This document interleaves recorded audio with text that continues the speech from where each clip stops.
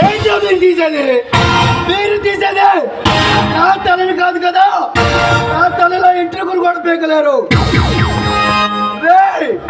మీకు దమ్ము ధైర్యం ఉంటే రేపు మీ తమ్ముడిని న్యాయస్థానానికి తీసుకెళ్తున్నారు.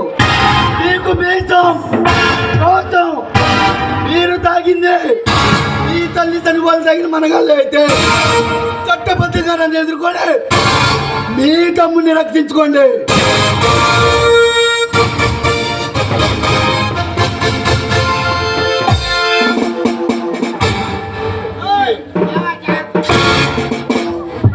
పృథ్వీ, ప్రేమదాస్ ఎందుకు అరెస్ట్ చేశావు? అతడు స్మగ్లింగ్ చేస్తుండగా రెడ్ హ్యాండెడ్గా పట్టుకున్నాను సార్. ఈ నగరంలో ఉన్నవారిని అరెస్ట్ చేసి ముందు వెనక ముందు ఆలోచించాలి. కామేశ్వరం, నువ్వు ప్రేమదాస్ రిలీజ్ చేయి. సార్ అది కాదు సార్ నేను చెప్పేది. పృథ్వీ, నువ్వు డ్యూటీలో కొత్తగా చేరావు, ఎవరితో ఎలా మసులు కావాలో నీకు తెలియదు. సార్ మీరు వెళ్ళండి సార్. నేను క్షమాపణ చెబుతున్నాను.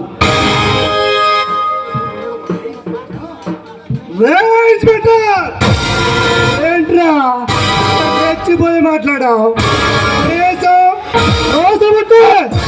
నా తమ్ముడిని నిర్దోషిగా విడిపించగలమన్నావు కదరా.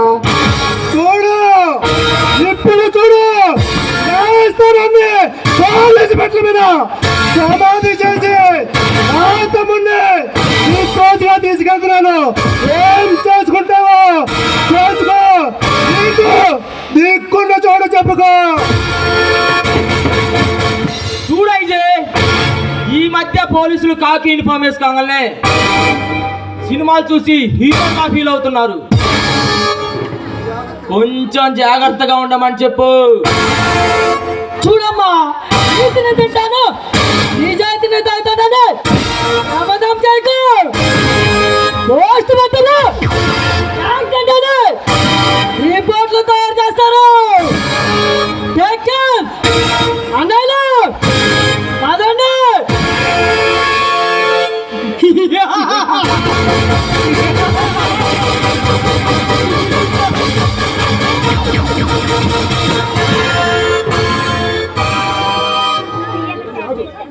పృథ్వీ ఆగు.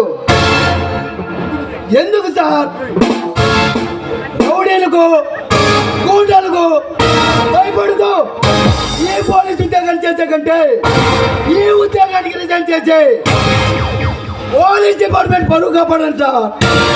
మనలాంటి పోలీసులే రౌడీలకు గూండాలకు భయపడుతుంటే ఈ సామాన్య ప్రజలు భయపడేటట్లు ఆశ్చర్యమే ఉంది సార్. మనలాంటి పోలీసులే, లాయర్లు, పెద్ద పెద్ద వాళ్ళు ఇలా భయపడబట్టే వాళ్ళ అక్రమాలకు అన్యాయాలకు ఆందోళన పడిపోయింది సార్. వారు ఈ రోజు నా నుంచి తప్పించుకోవచ్చు, కానీ ఏదో రోజు న్యాయస్థానం నుండి శాశ్వతంగా తప్పించుకోలేరు. వస్తా సార్.